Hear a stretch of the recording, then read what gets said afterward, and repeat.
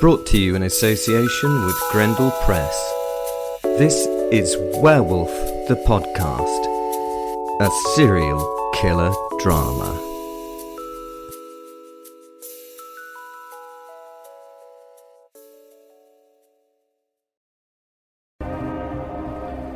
Sweet dreams are made of this. Who am I to disagree? Hi, this is Werewolf the Podcast, and we're on episode 121. This particular series started at 112, so if you want to go back and listen from there, it'll make a lot more sense, but I think they're pretty much standalone. You can go to the description if you want to join all the lunatics in all the different social media groups. It's great to chat to you all the time, and the things that you discuss, well, yeah, they're sometimes a little bit worrying, and sometimes a little bit scary, and sometimes a little bit, well, sometimes they're hilarious, to be honest. Thanks to those that download us and review us, because it really helps the show get out there and be easier to be found.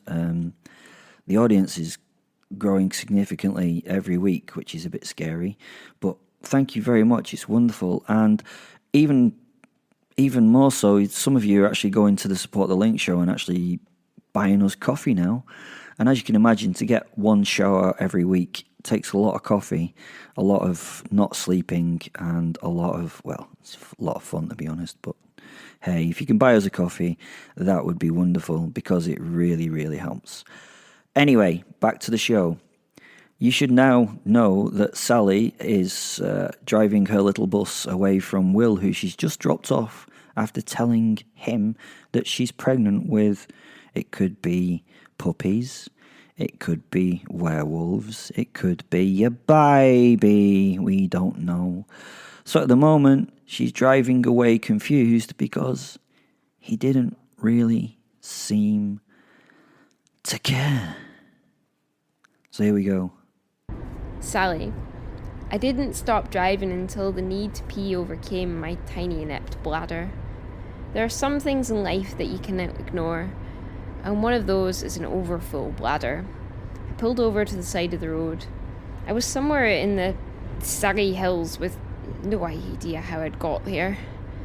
Actually, I suppose that's a lie. I got here by driving and thinking about other things other than driving. I spied a parking place with its big P sign and pulled my VW bus over. The P clearly doesn't mean it's for parking. It means it's for pissing. Duh.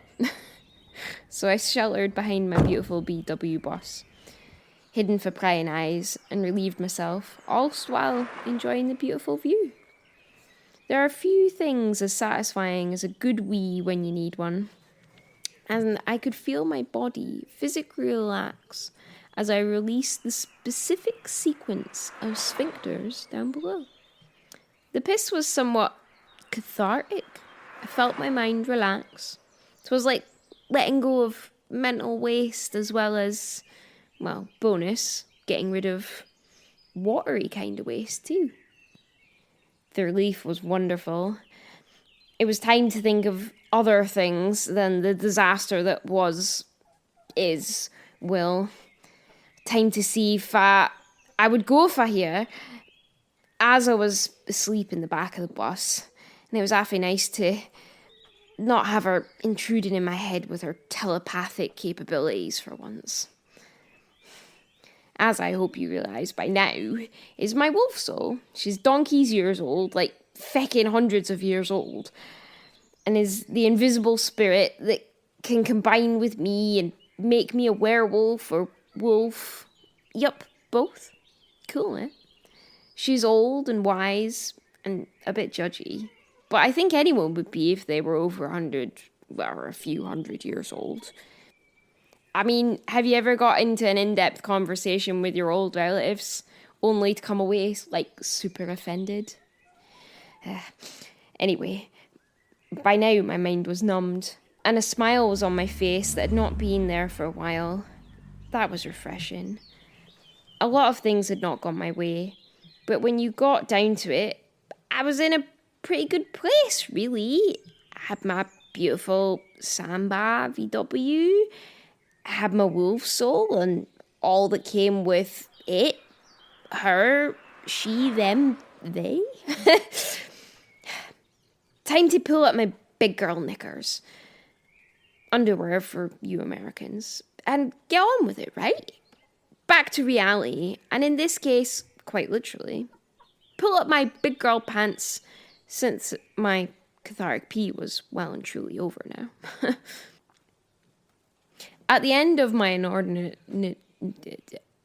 my stupidly long wee, my calves were stiff, but dry, thankfully, not too much splashback. And I realised I'd not brought anything to wipe with. Oh, crap. No, not that kind of crap. I hurriedly checked my pockets, trying to find an old, crumpled anything, a tissue, something absorbent. Absorbent? Oh, shit, everything was going to rats. Oh, wait, got some chewing gum wrappers, a crisp pack. Oh, shit. Neither of them were going to go near that sensitive piece of equipment. Right. So I did the sugar dry technique while I pulled up my cute ass undies and jeans. I would let Will's bank account treat me to a spa hotel tonight and have a luxurious evening there, maybe even some new knickers. So being a little dirty now didn't really matter. I mean, some folk like that. Maybe I should sell them now that they're a bit minkier than I'd normally abide. I got into the back of the VW and set up the wee kitchen counter. No wee, as in small, not pee-wee. I wanted to make myself a cup of tea. I'd spent a fortune on getting this van the way I dreamed of, and more so, actually. To be honest, it felt like a little home on the side of the road, and it was my first real home, and it was mine. As I was sprawled across the back bench, her eyes were half open as she watched me with a bit of interest. She was watching what I was doing. As the kettle whistled, I lifted it and poured the hot water into my stitch-shaped Disney mug. The Earl Grey smelt delicious in the air. I added a little cold water to bring it to the temperature where I could drink it, just, right now. I even added some honey, a taste I'd dreamed of since I was a bairn, and then delightfully added it in with my beautiful handmade honey spoon, paid for by the main wolf man himself, of course. As the steam and the flowery smell rose and filled the van, as I spoke, I apologise for all that's happened to you, Sally, came telepathically from the recumbent wolf. I sat across from her and nodded, blowing on my tea, and answered her whilst taking a sip. It feels so strange being able to speak while drinking stuff, but I suppose you didn't need a mouth or throat or larynx, to have a mental conversation, do you? You have nothing to apologise for, Asa. If it wasn't for you, I wouldn't be alive, I think. I mean, I appreciate you more than you'll ever know. I really do. I feel incredibly lucky to be with you, and the more I know of and learn of Will, the more I realise that he's broken and uncaring for all but him and Fen. The giant wolf nodded. Her eyes were pits of bonny blue fire as she looked at me. I felt as if she could see right through me. No, it was more like she could see into me, and I felt and thought right to my core. After a long stare, the beautiful beast dropped her head to her paws. I have to say, actually, she seemed a little down herself.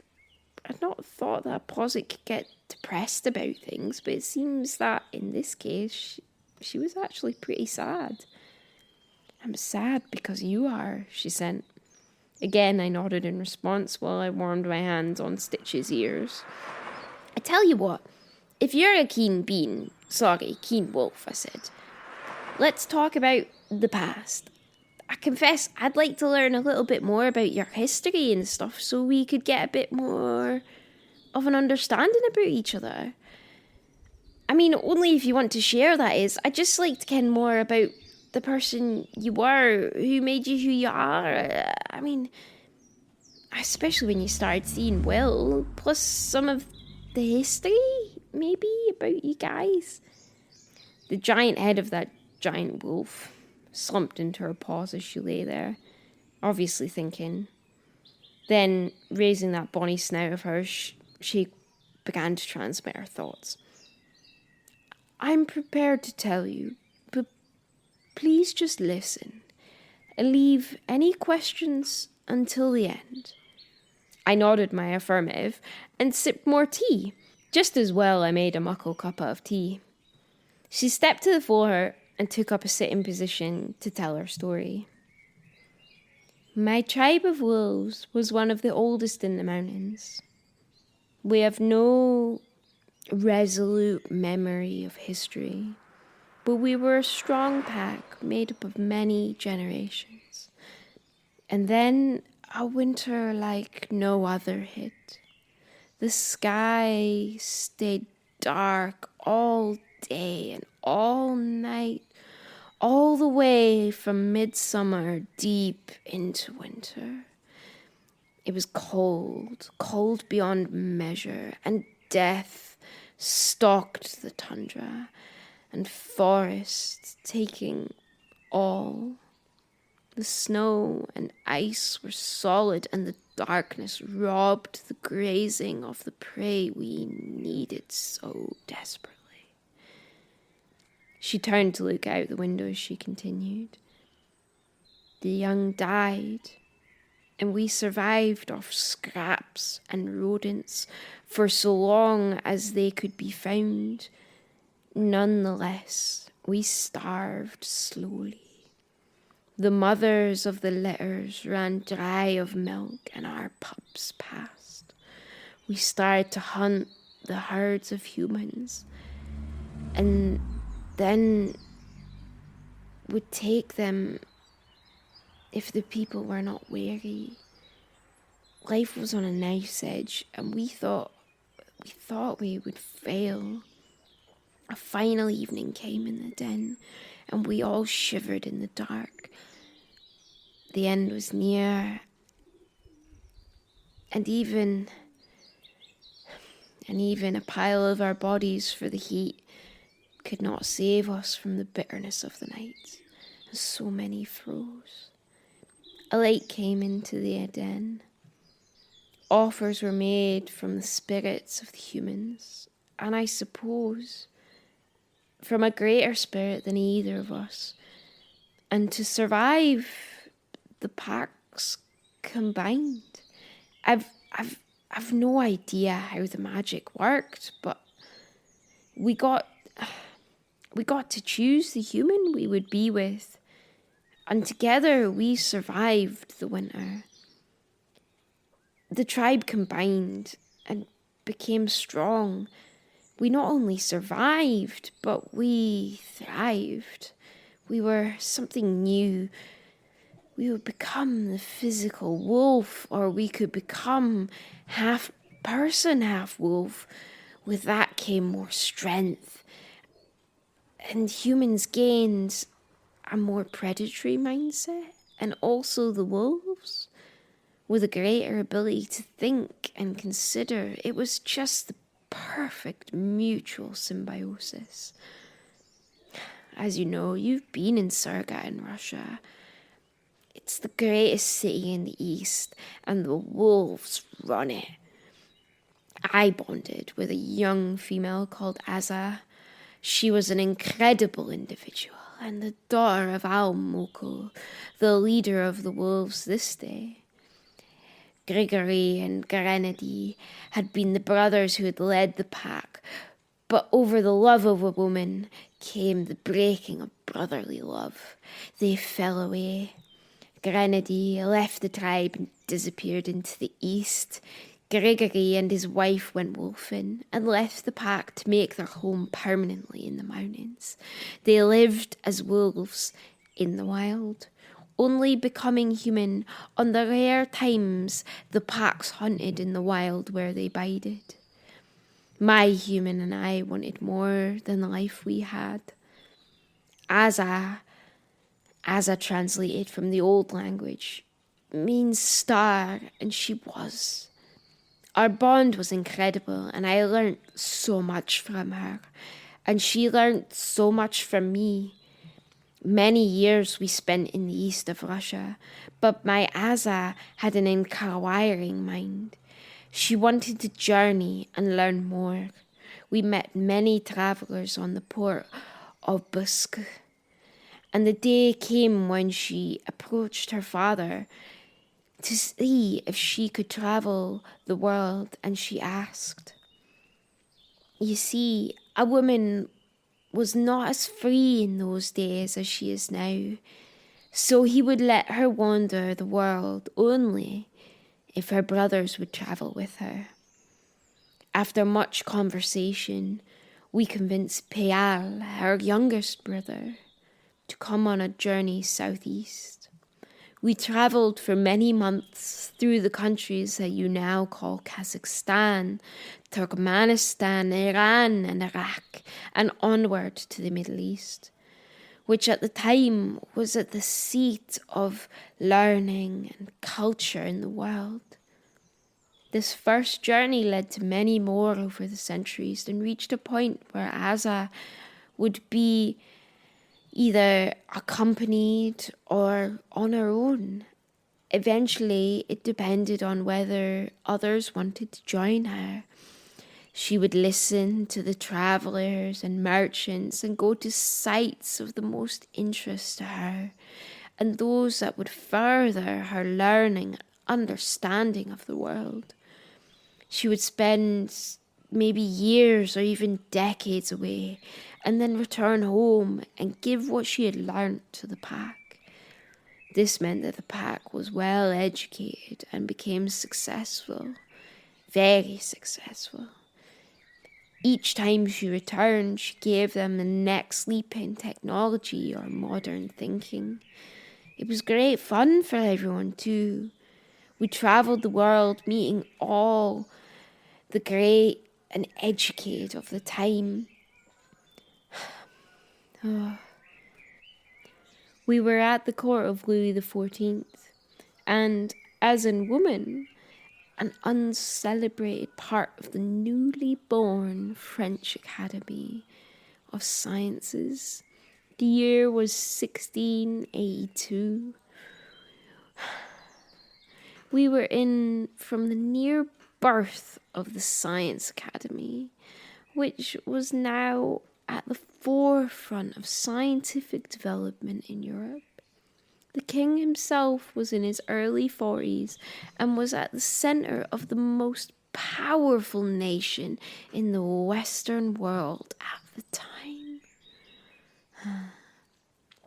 Louis had centralised the country's political power and destroyed the feudal system that had caused him so many issues in the past. He controlled the aristocracy and brought them all to a central hub in the newly built palace of Versailles that I had helped plan, develop and build. He had taken the entire political power of the French nation and brought it into his court, where he ruled it.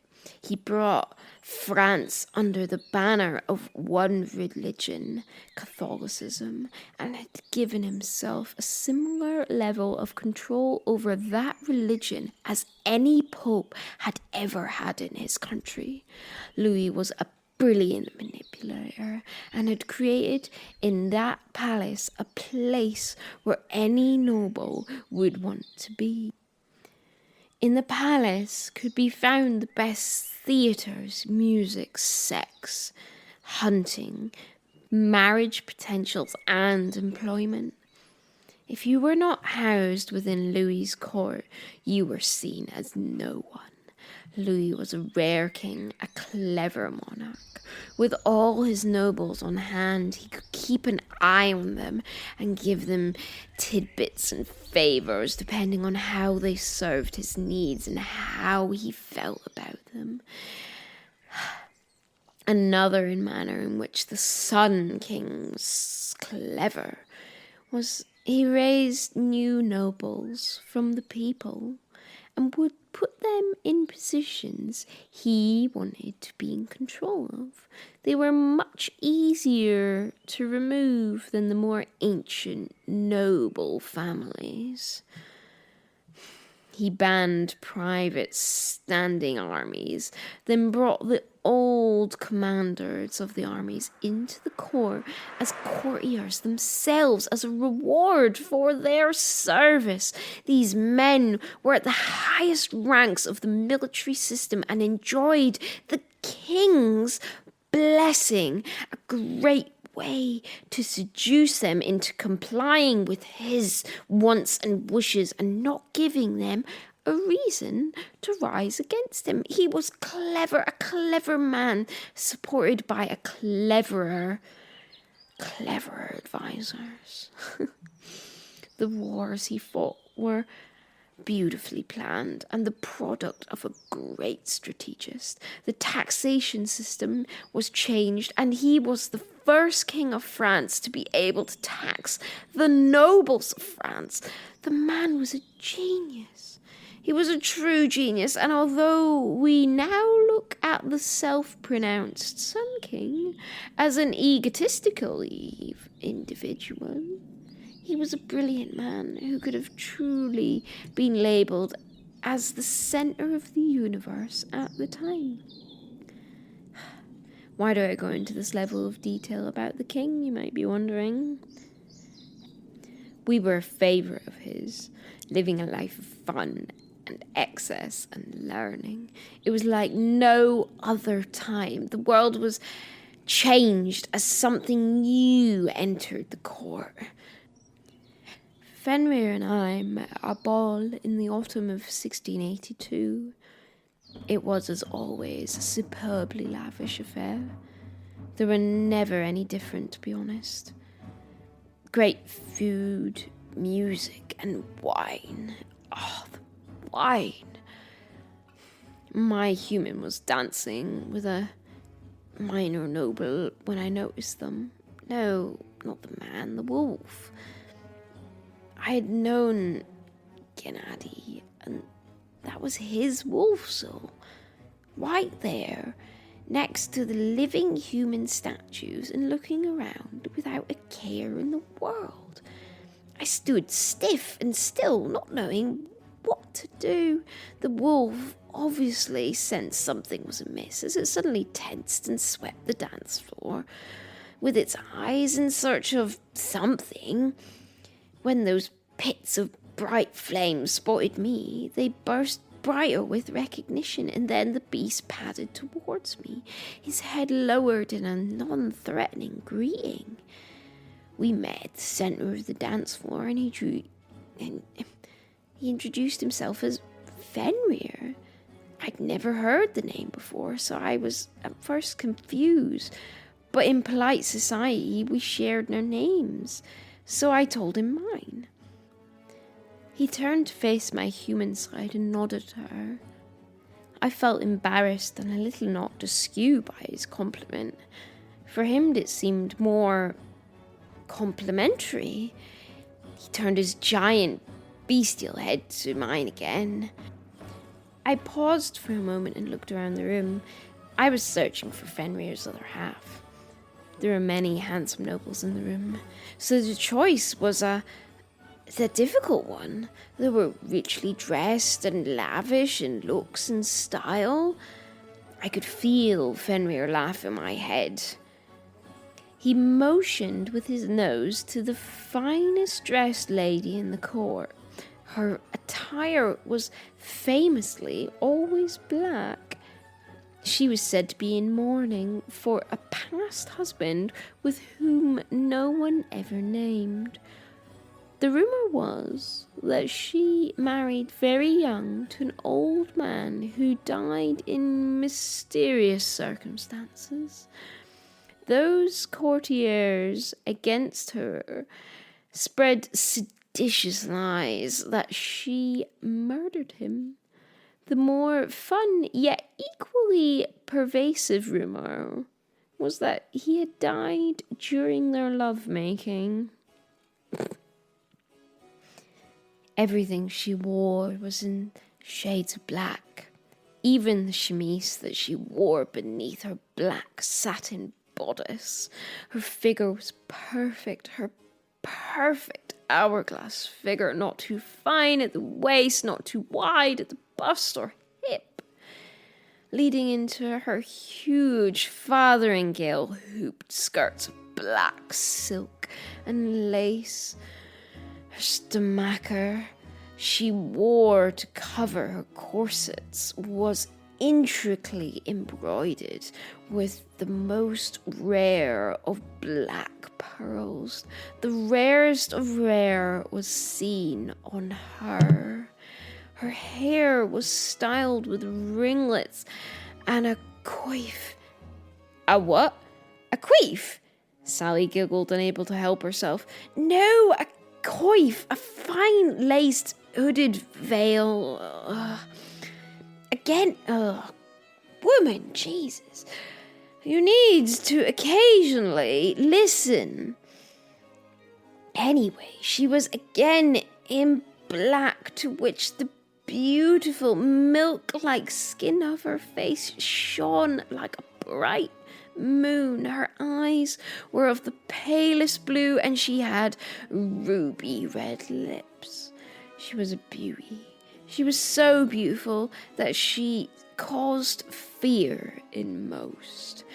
But she was surrounded by men nonetheless. I could not tell from here which of those men would be linked to Fenrir. Then I saw her eyes staring directly at me.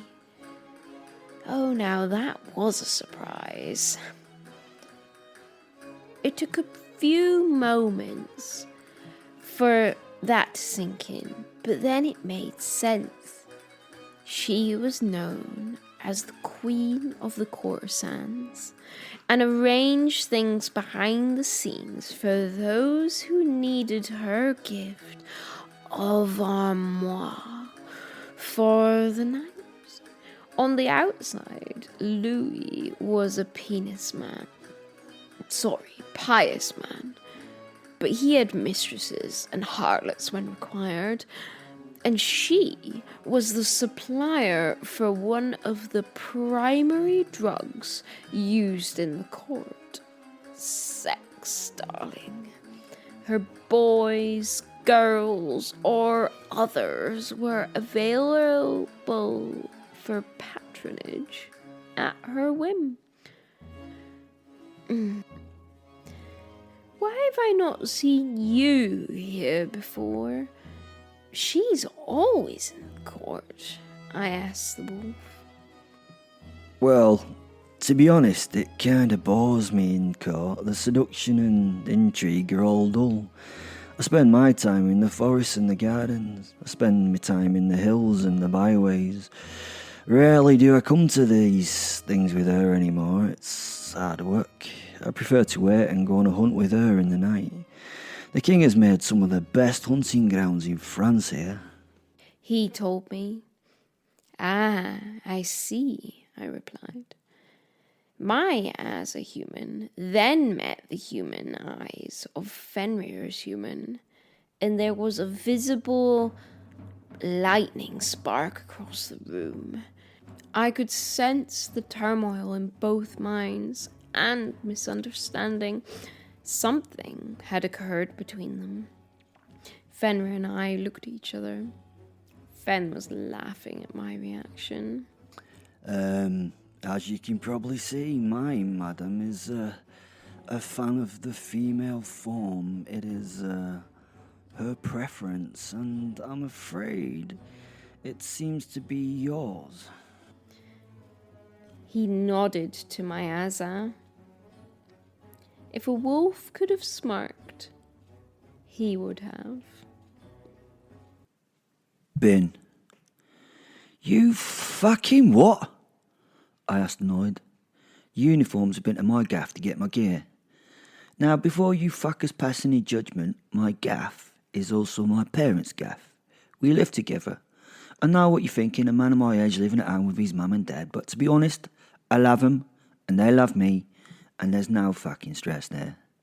I basically live in a converted garage and extension that gives me my own kitchen and bathroom with like a bed sit linked to their house. It's perfect. My mum does all that, her own stuff that needs to be done. And I'm proud to say I've never ironed anything in me fucking life. Even while training at the police, I managed to swerve that shit. Mum cooks and cleans, and me old man, well, he's a fountain of all knowledge and wisdom.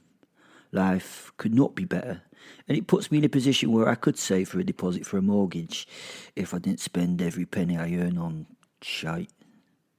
The uniforms had come back with what was the most terrifying news I'd ever heard, and I'd no idea what to do.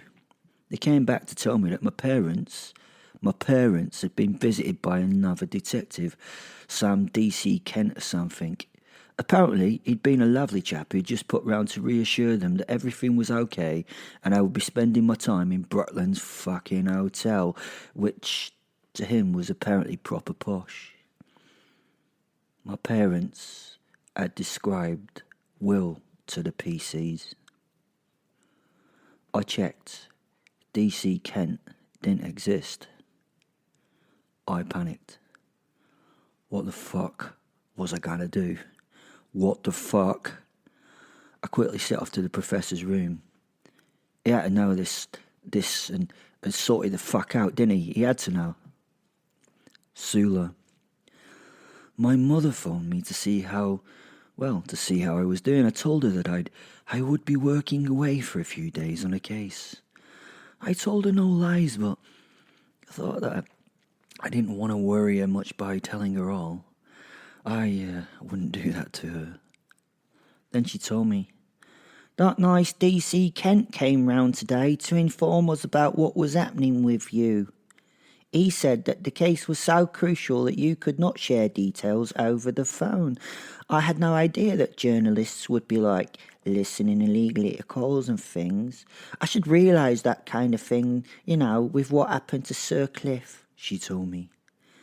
She was a big Cliff Richard fan and had been cut to the bone when the accusations that were put against him were, put against him. She asked me to do all I could to save her Saint Cliff Richard. The nice DC told us how important it was, and even accidentally let slip you were leading a huge case. That's incredible, baby. That is such a step up. He told us that you had your own team behind you, then everything was going well. I get now why you couldn't share the name of the hotel in which you're staying over the phone and what you're doing. I'm so proud of you.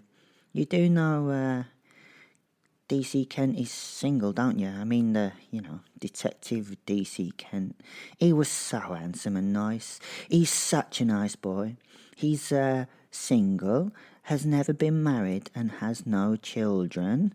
He said, he had been married to his work and was now considering settling down. He seemed so nice. Do you know him well? I was lost for a moment as I tried to work out who she was talking about. I knew no DC Kent. Colin Kent was a name I did not know. I felt icy chills run up and down my spine.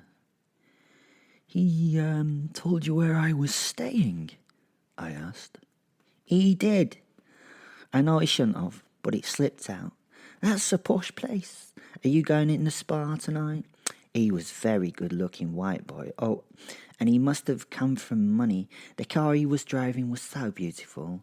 Your dad told me what it was. What was it again? And he told me how much it was worth. I forget what it is now, but he does seem very nice, and the car seemed very nice. It was all shiny and low-slung like him, and it sounded amazing like him when he drove away. Private plate too. Do you know him? No, I blurted.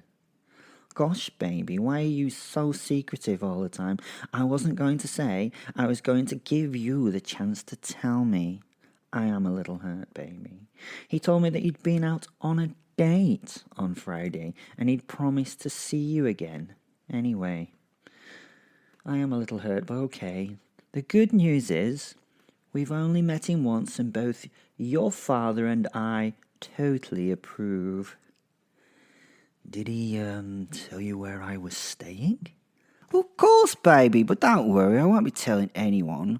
Although you know how much I love a good bathrobe and hotel slippers, if you can remember them. Inside, I was raging. I had to try and keep myself from telling my parents, who I loved so much, to get out of there and to go somewhere safe. Well, he'd been to my mum and dad's. He had done the worst thing he could. Not only that, but he knew where I was now. My head swam. What do I do? What the fuck do I do? He would pay for this. I had no idea what I would do. I tried to keep it together as I listened to my mother on the other end of the line laughing as she shouted at my father, "Hey, Beelan! Baby's all wordless on the end of the phone. She's all hot under the hijab for the handsome DC." I heard some garbled words that I assumed were from my father, and laughing again, my mother continued, "Your father's a right funny man. He said no wonder, as he was so handsome, and he actually fancied him. He's so funny, ain't he, baby?" I had nothing to say. I could not even warn her. "Look, Mum, I have to go. I needed to get off the phone and get this sorted right now." "Oh, wait a minute. I gave your weekend bag to the two nice boys who came round for it. Is there anything else I can get you? I put banana bread in it for you. You better eat properly, baby. I do worry." She was worried that I was not eating, and I was worried that... Oh no, what was I worried about? "Okay, Mum. And Mum, I love you. Thank you for the bread. I'll phone you tomorrow," I told her. I pressed the red icon on the phone and stared for a few seconds at the picture of my mum and dad laughing and hugging on the screen. I had no idea what to do. I'd never been here before in my career. Will had threatened all I love. He'd walked into my parents' home, and he'd been charismatic and witty. He'd seduced them and made himself so welcome in my world. It was the worst thing that anyone could have done. He'd not threatened them. He'd just shown me how easily he could ruin my life, how easily he could walk into it and simply destroy it. He could have done anything he wanted this afternoon, and I would have been powerless to stop him. What do you do in these situations? I ran to the door and ran down the corridor to find Ben running in the opposite direction. I could see by his face he was under somewhat of a distress. We smiled at each other and turned and knocked on the professor's door with some fervour. We both needed him. Thanks for listening. That was episode 121.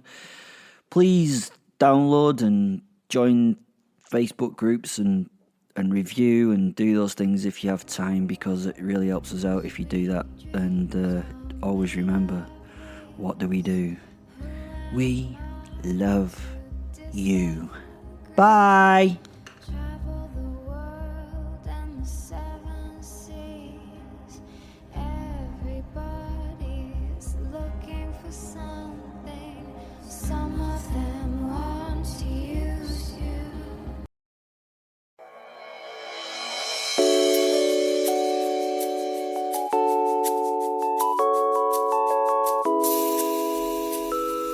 Brought to you in association with Grendel Press. This is Werewolf the Podcast, a serial killer drama.